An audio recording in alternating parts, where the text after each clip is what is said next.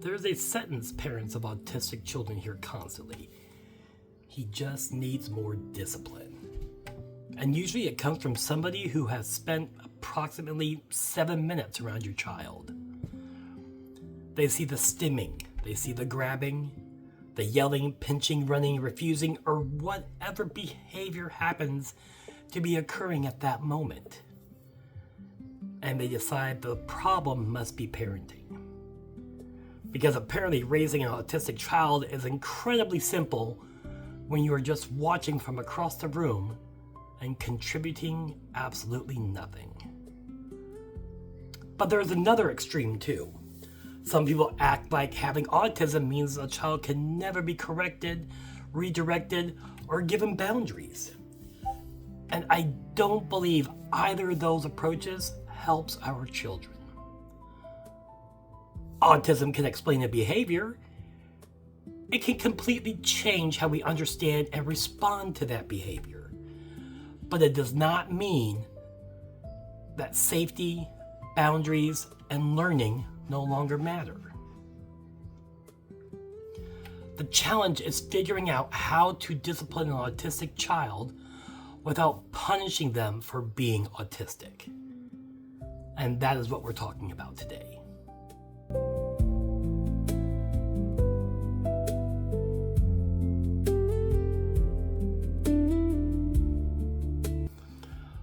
Welcome back to Family Beyond Labels. I'm John. I'm a single dad raising 2 incredible kids, including my son, who is autistic, nonverbal, and has an intellectual disability. And before we get into this episode, I want to make something very clear. I am not a doctor.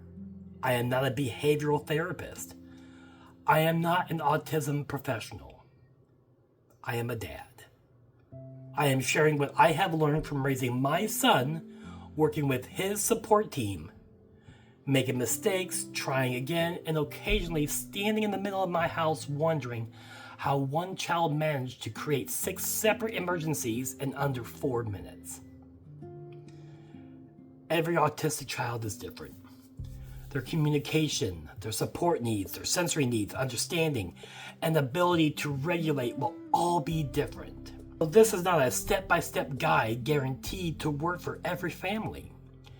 It is a conversation about how we can protect our children, teach them and give them boundaries without treating their autism like something that needs to be disciplined out of.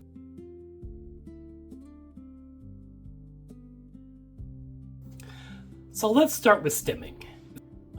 Stimming is short for self-stimulatory behavior. It can include things like rocking, flapping hands, humming, spinning, pacing, repeating a sound, tapping objects, chewing, or moving something back and forth. For my son, one of his biggest stims is dangling things. Strings, cords, straps, pieces of fabric, the little bar that comes with your blinds. Anything he can hold and watch move. And stimming can serve a lot of purposes. It can help an autistic person regulate their body. It can help them process excitement. It can help with anxiety, boredom, sensory overload, or simply just stress. Sometimes it's communication. Sometimes it's comfort. Sometimes it just feels good. And sometimes it is simply part of who that person is. The first question I try to ask when I see a stim is this actually harmful? Not, does this look unusual? Not, are other people staring? Not, would a typical child be doing this? Instead, I ask, is it hurting my son? Is it hurting someone else?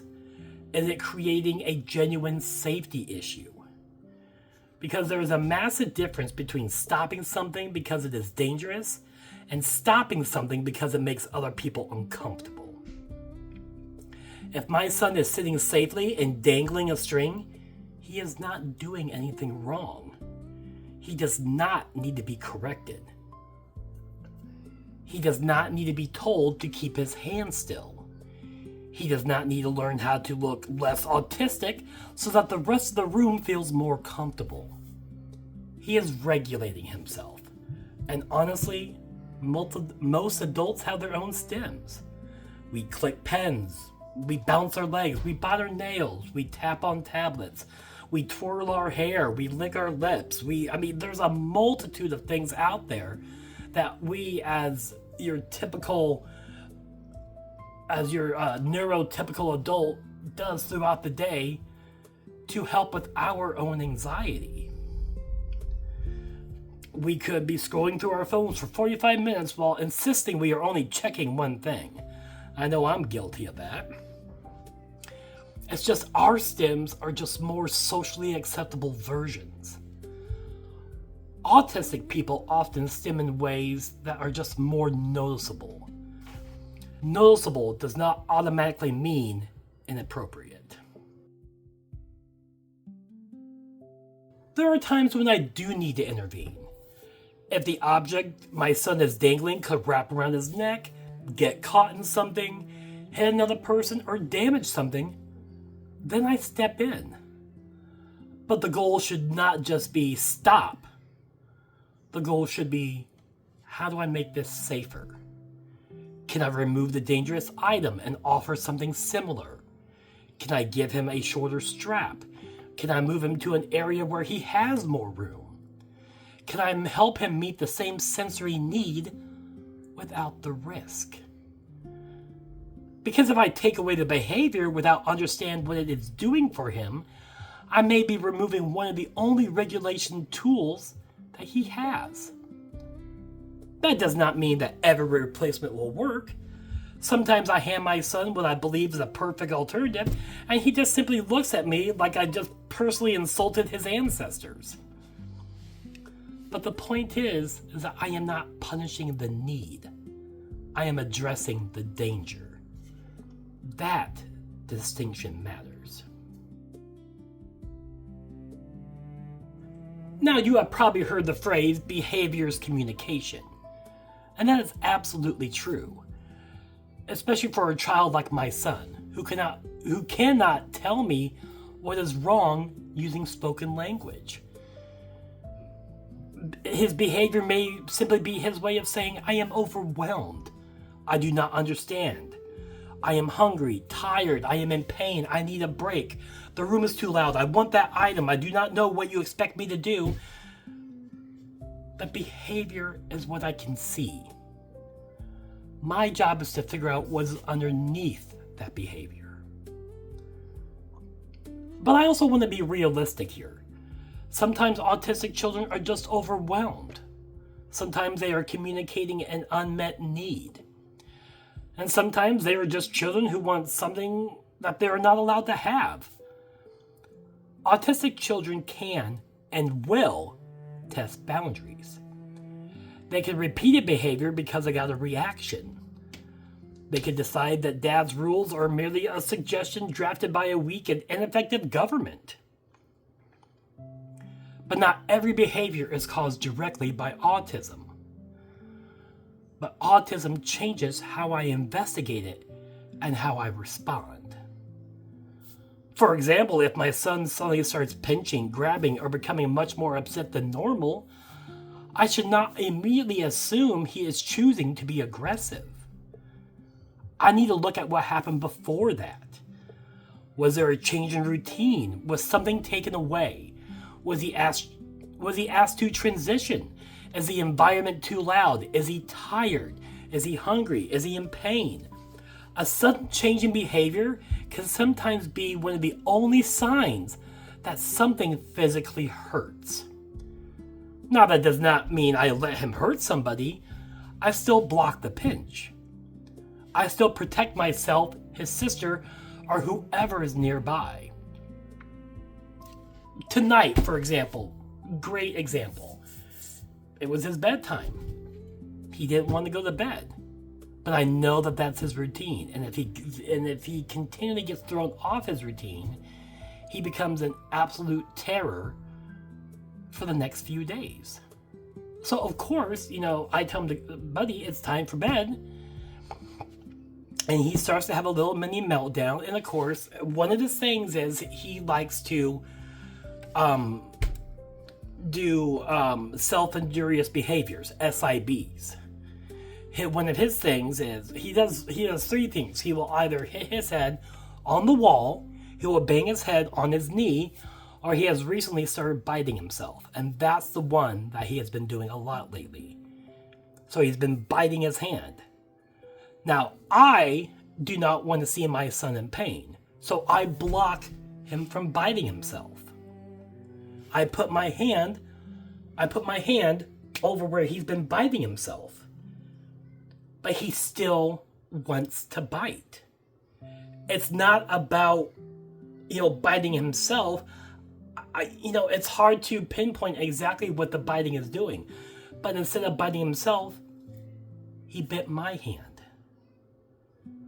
Now, does it hurt? Yeah, it does. It hurts. Do you want to be bit? No, I don't want to be bit. But I would rather he bite me and hurt me than him bite himself and injure himself. So when I, stopped him from, clamping down on my hand, I got him off of that. He still wanted to bite. So he chose to bite my stomach. I know there's a lot more of that than there should be, but I didn't want him to bite that either.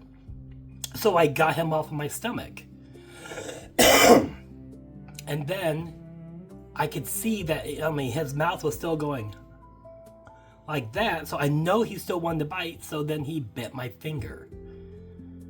And after that is when he finally started to calm down.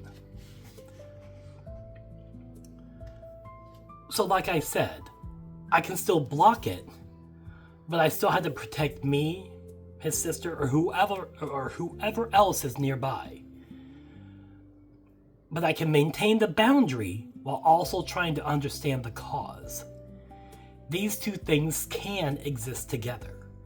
I can say, I won't let you bite me, and also say, I can see that something is wrong, and I am here to help you. Now, one of the hardest things for parents is knowing whether we are dealing with a meltdown, a sensory distress, communication frustration, or intentional boundary testing. And there is not always a bright flashing sign telling us which one it is. A meltdown is not the same as a tantrum. A tantrum is generally goal-driven.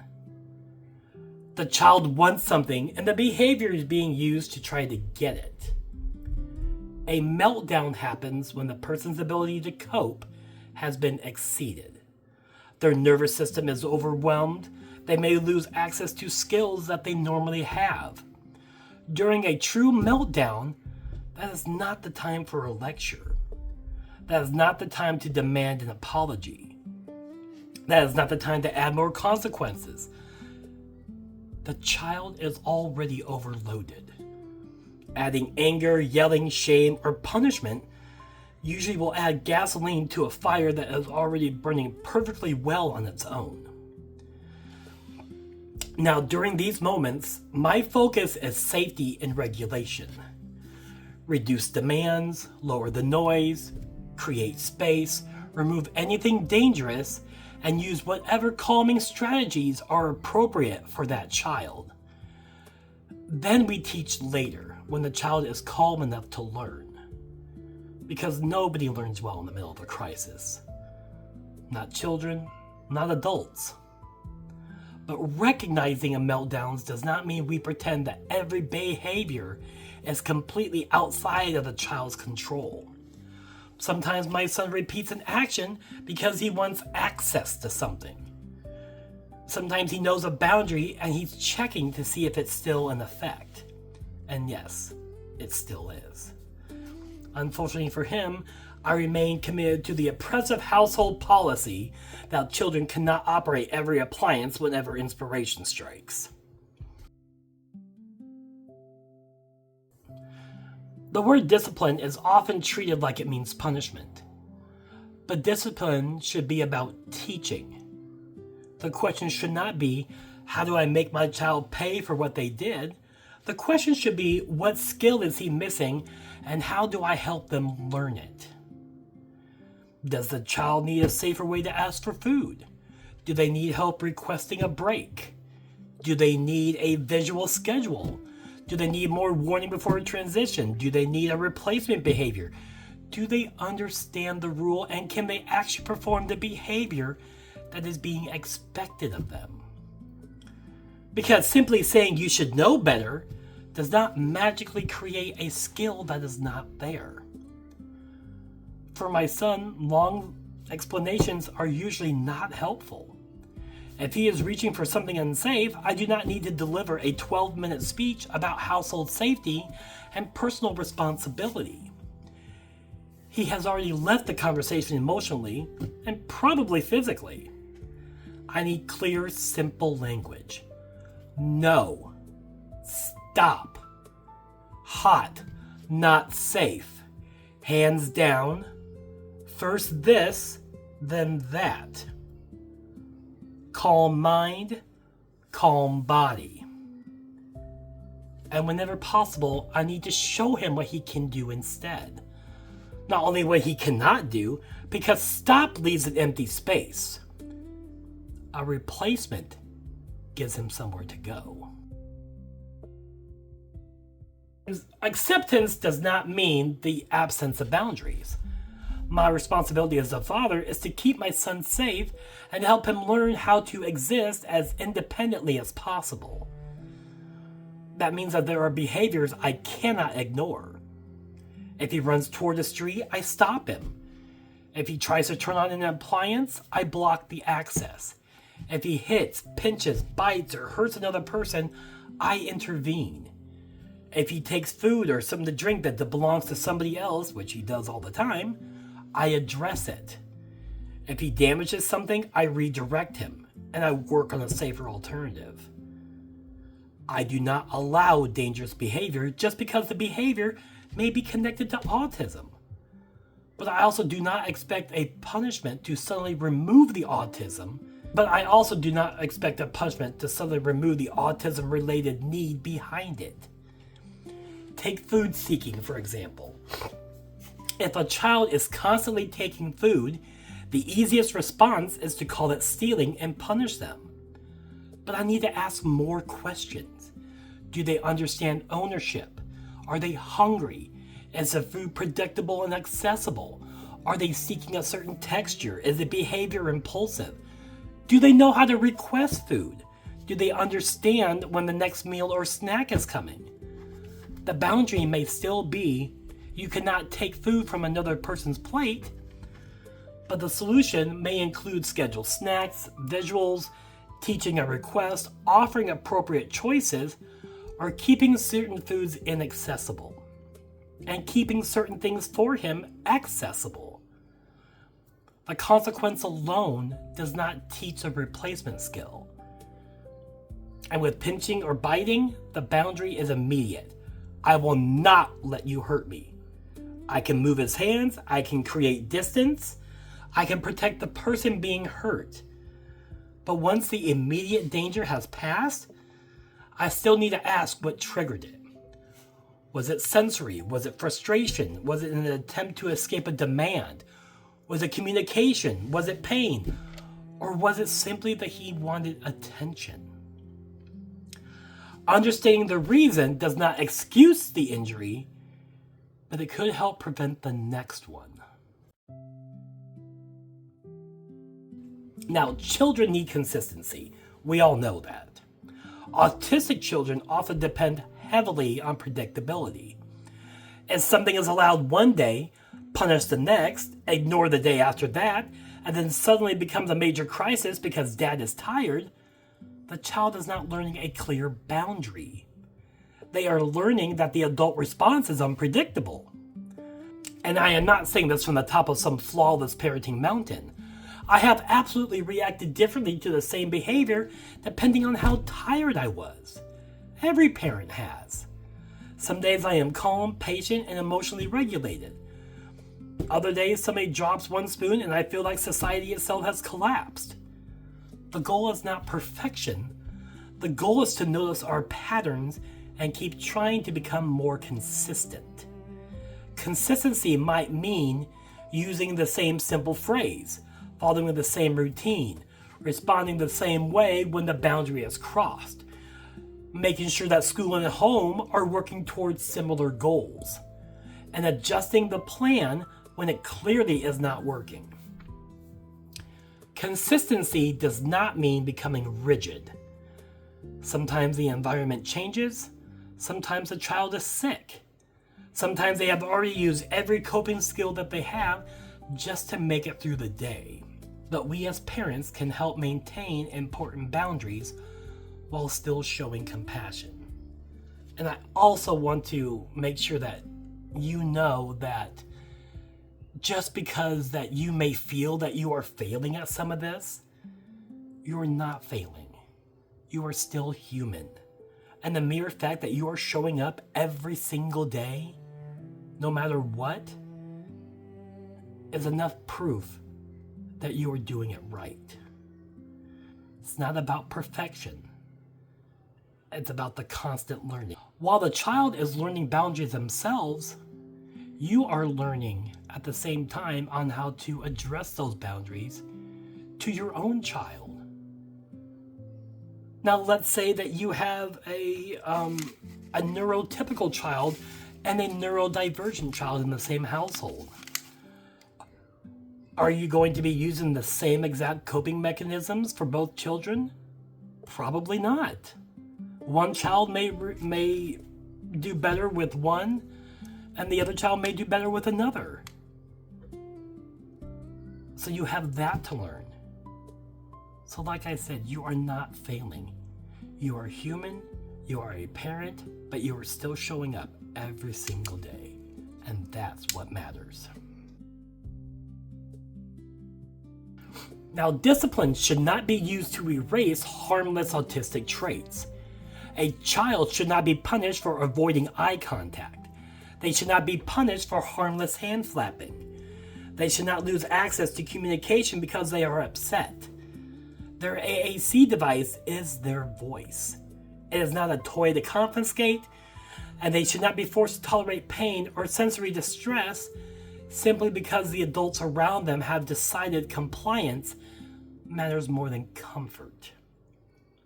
They should not be ashamed for needing headphones, movement, breaks, familiar routines, or extra processing time. And they absolutely should not be taught that being a good child means ignoring every single signal that their body is giving them. Because complete obedience is not the same thing as understanding. A child who has been trained never to say no is not necessarily safer. Sometimes they are less safe. Now, I want my son to understand boundaries, but I also want him to have boundaries of his own. I want him to communicate no. I want him to move away from something that feels wrong. I want him to know that adults do not automatically get unlimited access to his body simply because they are adults. That may make teaching more complicated. But parenting is not supposed to create a child who is convenient for everyone else. It is supposed to help create a person who is safe, supported, and able to navigate the world with as much autonomy as possible.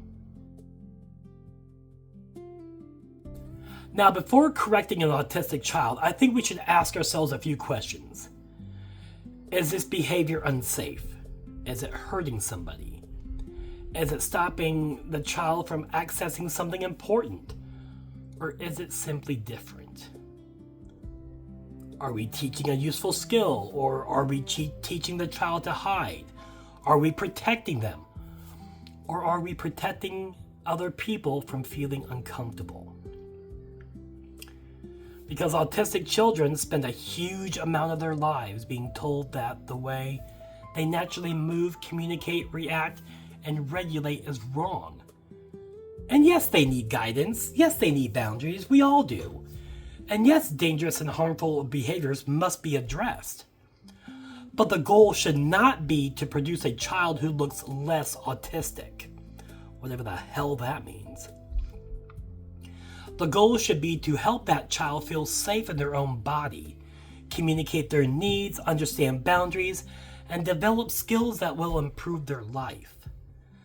Not skills that simply makes adults feel more in control. Now, I do not get this right every time. I lose my patience. I misunderstand behavior. I sometimes react first and think later that I just have to repair, adjust, and try again.